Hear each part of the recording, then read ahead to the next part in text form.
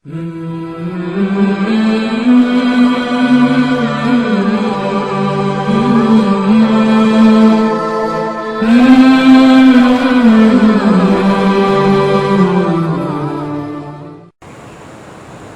الانعام آیت نمبر 16 سے آگے پڑھیں گے۔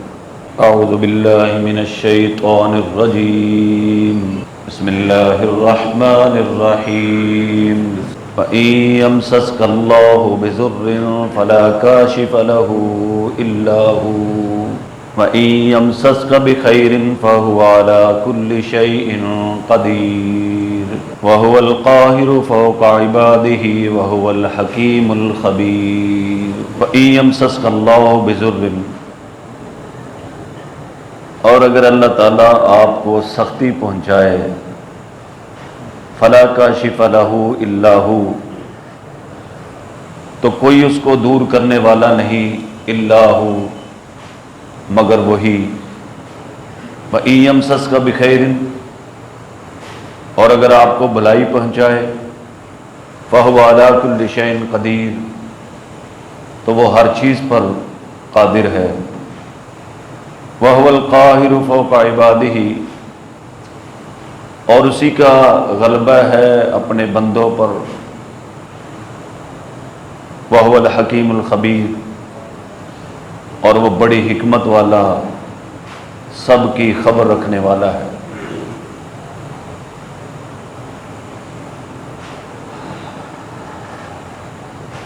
اس سے پہلی آیات کے اندر یہ بیان ہوا تھا کہ اللہ وہ ذات ہے جو آسمانوں کو بنانے والا ہے، زمین کو بنانے والا ہے۔ وَهُوَ يُطْعِمُ وَلَا يُطْعَمُ، اور وہ کھلاتا ہے، اسے کھلایا نہیں جاتا، اسے ضرورت ہی نہیں۔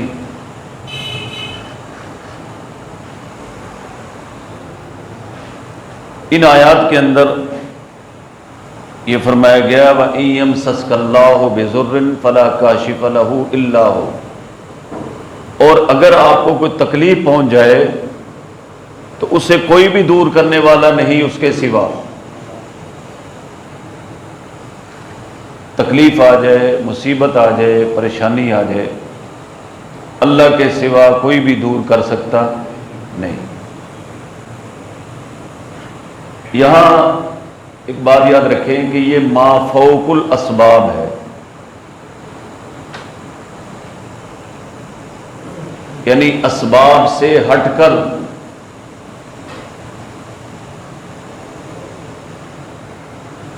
جیسے ایک آدمی کسی کو چھری مارتا ہے، اسے تکلیف تو ہوتی ہے، یہ اسباب ہیں، اگر اس کو اختیار کرنے سے کسی کو تکلیف پہنچتی ہے تو وہ اس کے منافی نہیں ہے۔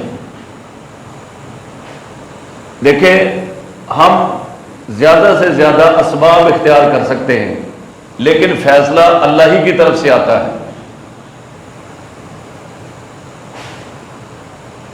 اگر کوئی آدمی بیمار ہے تو دوائی لینا بھی سنت ہے، دعا کرنا بھی سنت ہے، لیکن شفا کس نے دینی ہے؟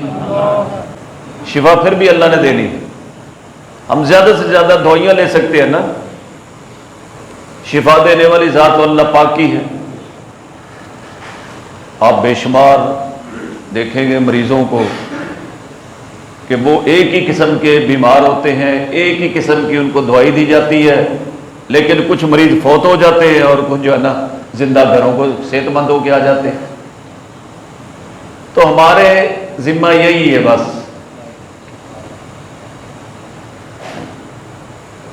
آدمی ہے، جوان ہے، شادی کر سکتا ہے، لیکن اولاد کس نے دینی ہے؟ ہم اسباب کو اختیار کرنے کا ہمیں حکم ہے، وہ ہم کریں گے۔ جیسے ایک بزرگ کے پاس ایک آدمی آیا، کہنے لگا حضرت دعا کریں کہ اللہ تعالیٰ مجھے بیٹا عطا فرمائے۔ انہوں نے دعا کی، وہ اس طرح کئی دفعہ آیا۔ ایک دن بزرگوں نے اس سے پوچھا بھائی شادی کی ہے؟ کہتا نہیں ابھی شادی نہیں کی۔ اسباب کو اختیار کرو، نتیجہ اللہ پہ چھوڑو۔ اسباب کو اختیار کرو، نتیجہ اللہ پہ چھوڑو۔ اپنے اونٹ کو قلعے کے ساتھ باندھ دو، اونٹ کو قلعے کے ساتھ باندھ دو، اور توکل کس پہ کرو؟ اللہ پہ کرو۔ اونٹ کو کھلا چھوڑ دینا یہ توکل نہیں ہے، اسباب کو اختیار کرنا توکل کے خلاف نہیں ہے۔ ایک آدمی دکان پہ تالا لگاتا ہے، اس کی جناب وہ حفاظت کے لیے چوکیدار رکھتا ہے، تو یہ توکل کے خلاف نہیں ہے، لیکن یقین یہ ہو کہ حفاظت پھر بھی کون کرے گا؟ اللہ پاک کرے گا۔ ہم مہنگے سے مہنگے ڈاکٹر سے بھی علاج کروائیں تو یقین یہی ہونا چاہیے کہ شفا کون دے گا؟ اللہ پاک دے گا۔ یہاں ایک اور بات بھی سمجھ لے کہ تعویذ، دم، یہ بھی ایک علاج ہے۔ ہر تعویذ جس نے پہنا ہوا ہے وہ شرک نہیں ہے۔ بعض لوگ تو فتویٰ لگا دیتے نا، یہ تعویذ کرے شرک شرک شرک۔ وہ لطیفہ یاد ہے نا، اور روزہ رسول پہ کوئی آدمی نیچے ہوا نا تو شرطا آگے کہتے شرک شرک، کہتے شرک نہیں، کھرک کھرک کھرک ہو رہی ہے۔ اگر مقصد نیک ہو اور تعویذ میں لکھے ہوئے الفاظ ٹھیک ہوں تو ایسا تعویذ پہننے کی اجازت ہے۔ احادیث میں جو منع کیا گیا ہے نا وہ جاہلیت کے جنتر منتر تھے، وہ آج بھی کرتا تو آج بھی غلط ہے۔ ایک آدمی قرآن کے الفاظ لکھتا ہے اور مقصد اس کا ٹھیک نہیں، وہ بھی ٹھیک نہیں۔ ایک آدمی ایک عمل کرتا ہے اور مقصد اس کا غلط ہے تو ایسا تعویذ پہننے کی بھی اجازت نہیں ہے۔ تعویذ کے لیے دو شرطیں ہیں۔ پہلی شرط کیا ہے؟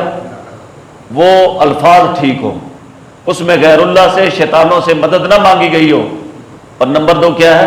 مقصد بھی نیک ہو۔ اگر مقصد نیک نہیں ہے، چاہے قرآن بھی لکھا ہے، مقصد غلط ہے تو پھر بھی غلط ہے۔ سمجھے بھائی؟ تو بہرحال مخلوق سے ہم کاموں میں تعامل لیتے ہیں، معاونت لیتے ہیں، تو یہ کیا ہے؟ یہ منع نہیں ہے۔ منع کیا ہے؟ کہ ما فوق الاسباب،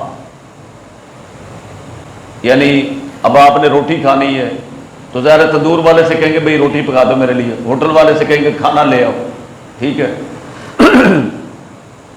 اور ما فوق الاسباب کیا ہے؟ کہ آپ کسی پیر فقیر کے پاس جاتے ہیں، اسے کہتے ہیں میرے لیے آپ نا منو سلوا منگواؤ، مرغا منگواؤ، یعنی اسباب سے ہٹ کر یہ جو فرمائش ہم پیروں فقیروں سے کرتے ہیں، اسباب سے ہٹ کر جو کر سکتا ہے وہ اللہ کر سکتا ہے۔ کوئی آدمی ایسی جگہ پھنس جاتا ہے جہاں سے نکلنے کا کوئی راستہ نہیں ہے، تو وہاں مدد کس سے مانگنی چاہیے؟ اللہ سے مانگنی چاہیے۔ حضرت عبداللہ بن عباس رضی اللہ تعالیٰ عنہ بچے تھے، یعنی حضور علیہ السلام کے زمانے میں ابھی بچپن ہی تھا ان کا۔ ایک مرتبہ یہ حضور علیہ السلام کے ساتھ سواری پر تھے، گدھے پر۔ یہ سیرت کی کتابوں میں جو گدھا ہے نا، اس کو لکھا گیا ہے دراز گوش، یہ فارسی کا لفظ ہے، دراز گوش یعنی لمبے کانوں والا۔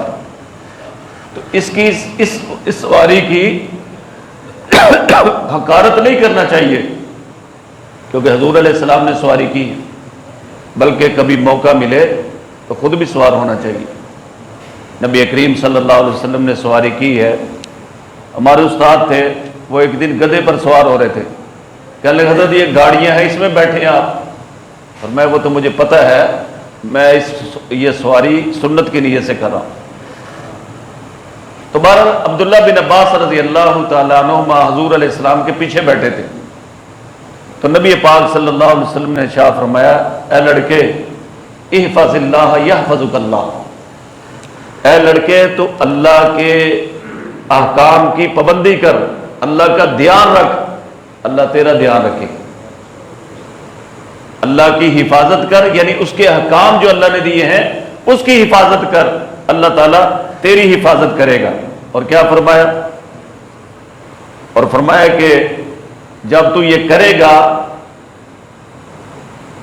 تو اللہ کو اپنے سامنے پائے گا، یعنی جب بھی تیرے پر کوئی مشکل آئے گی تو اللہ تیری مدد کرے گا۔ وَإِذَا سَأَلْتَ فَاسْأَلِ اللَّهَ، اور جب تو مانگے تو اللہ سے مانگو۔ جب بھی مانگے تو کس سے مانگو؟ اللہ سے مانگو۔ وَإِذَا اسْتَعَنْتَ فَاسْتَعِنْ بِاللَّهِ، اور جب تم مدد مانگے تو اللہ سے مانگو، یعنی اللہ کے حکام کی حفاظت کر، اللہ تیری حفاظت کرے گا۔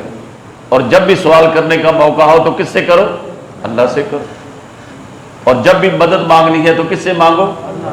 اللہ سے مانگو۔ ایاک نعبد و ایاک نستعین، ہم نماز میں پڑھتے ہیں کہ ہم تیری ہی عبادت کرتے ہیں اور تجھ ہی سے مدد مانگتے ہیں، سمجھے بھائی؟ تو فرمایا کہ اللہ نے اپنے بندوں کی قسمت میں جو لکھا ہے نا وہ ازل سے مقدر ہو چکا ہے اور اسے کوئی بدل نہیں سکتا۔ ہر شخص کو جو فائدہ پہنچنا ہے وہ پہنچ کے رہے گا، اور جو نقصان پہنچنا ہے وہ بھی پہنچ کر رہے گا۔ یہ ایک تقدیر کا مسئلہ بھی یاد رکھیں، میں نے آپ کو بڑا اس کا مختصر بتایا تھا کہ تقدیر علم الہی کا نام ہے، تقدیر اللہ کے علم کا نام ہے۔ ایک آدمی، اللہ کا علم کیا ہے؟ ایک طالب علم استاد کے پاس پڑھتا ہے تو وہ طالب علم جو ہے نا محنت نہیں کرتا، استاد اس کو کہتا ہے بھائی تو فیل ہو جائے گا، جس طرح کے تیرے سلسلے ہیں نا، محنت تو کرتا نہیں تو فیل ہو جائے گا۔ اب وہ طالب علم فیل ہو جاتا ہے تو وہ آ کے استاد کو کہے کہ جناب آپ نے کہا تھا اس وجہ سے میں فیل ہوا ہوں، وہ اپنی حرکتوں کی وجہ سے فیل ہوا یا استاد کے کہنے کی وجہ سے فیل ہوا؟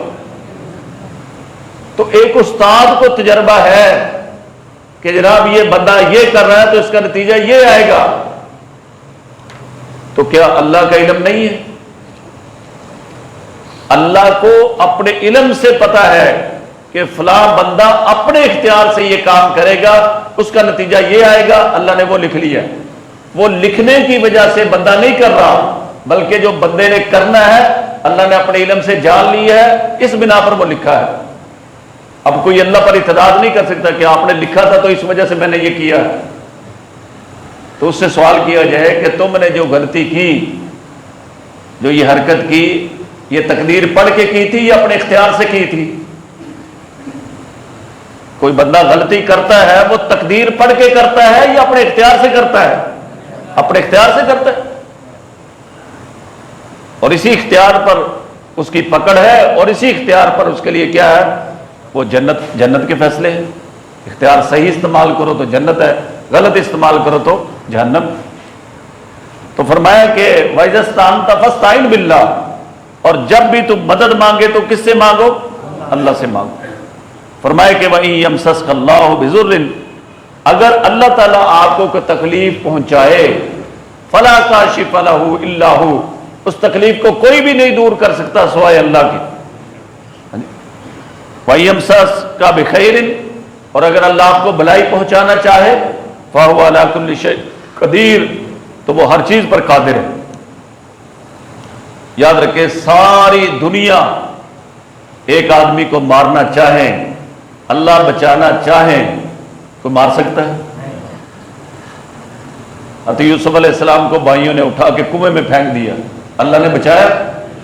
اب سارا عراق نمرود دنیا کا بادشاہ ہے، اس نے ابراہیم علیہ السلام کو اٹھا کے آگ میں ڈال دیا، اللہ نے بچایا کہ نہیں؟ اب باپ یہ چاہتا کہ میرا بیٹا اللہ کے نام پہ ذبح ہو جائے، اللہ نے بچانا چاہا، اسماعیل علیہ السلام کو ذبح کروایا، چھری کے نیچے بچا لیا اللہ۔ تو زندگی اور موت کس کے ہاتھ میں ہے؟ نفع اور نقصان کس کے ہاتھ میں ہے؟ بیماری اور شفا کس کے ہاتھ میں ہے؟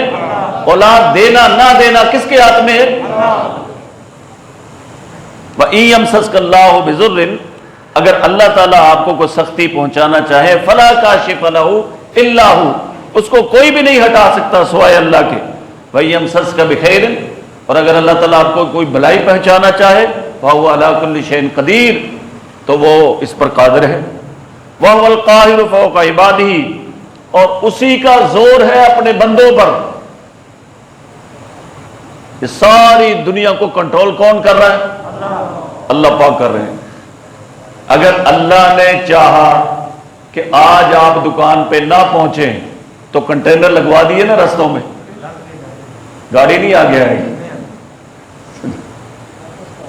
لیکن اگر اللہ پہنچانا چاہے تو وہ اندر سے بھی گھوم کے گلیوں سے بھی آپ پہنچ جائیں گے۔ یہ دنیا کا جو نظام ہے نا، یہ ہمیں نظر آتا ہے یہ فلاں کر رہا ہے، حقیقت میں کرنے والا کون ہے؟ یہ بندوں کے جو یعنی کہ ان کے گھیر ہے نا، ان کے جو اصل یعنی کہ جو ان کو کنٹرول کر رہا ہے وہ اللہ کر رہا ہے۔ وَهُوَ الْقَاهِرُ، اور وہ غالب ہے، اسی کا زور ہے، فوق عبادہ، اپنے بندوں پر۔ یہ ساری کائنات کو کنٹرول کون کر رہا ہے؟ اللہ پاک۔ جب اللہ چاہے مخلوق جو ہے نا وہ محفوظ رہتی ہے، اور جب اللہ چاہتے ہیں مخلوق ختم ہو جاتی۔ ترکی میں دیکھیں، ٹھیک ہے، کیسی انہوں نے بہترین بلڈنگیں بنائی تھی، کیسے کیسے انتظامات کیے تھے، لیکن جب اللہ نے مارنا چاہا تو انہیں کوئی بچا سکا؟ روزانہ ہزاروں جہاز سمندروں سے گزرتے ہیں، خیریت سے عافیت سے پہنچ جاتے ہیں، لیکن جب اللہ ڈبونا چاہتے ہیں تو بڑے بڑے ٹائٹینک جو ہے سمندر میں غرق ہو جاتے ہیں، جن کے بارے میں بڑے بڑے دعوے کیے جاتے تھے، سمجھے؟ تو یہ ساری چیزوں کا اختیار صرف اور صرف ایک اللہ کے ہاتھ میں ہے۔ اس اللہ کا نام صفاتی ایک نام ہے سمد۔ سمد کس کو کہتے ہیں؟ کہ ساری کائنات کے سارے کام اس کے بغیر نہیں بنتے، اور اللہ کے سارے کام کسی کی مدد کے بغیر بن جاتے ہیں۔ اللہ اپنے کاموں کسی کا محتاج نہیں ہے، لیکن ساری مخلوق سارے کاموں میں اس سمد کی محتاج ہے، اس اللہ کی محتاج ہے، اس بے نیاز کی محتاج ہے۔ وَهُوَ الْقَاهِرُ فَوْقَ عِبَادِهِ، اللہ نے مخلوق کو بنا کے اس کا کنٹرول کسی اور کے ہاتھ میں نہیں دے دیا، آج بھی اس کا کنٹرول کس کے ہاتھ میں ہے؟ وَهُوَ الْقَاهِرُ، اور اسی کا زور ہے، وہی اسی کا غلبہ ہے، فوق عبادہ، اپنے بندوں پر۔ وَهُوَ الْحَكِيمُ الْخَبِيرُ، اور وہ حکمت والا، ہر چیز کی خبر رکھنے والا ہے۔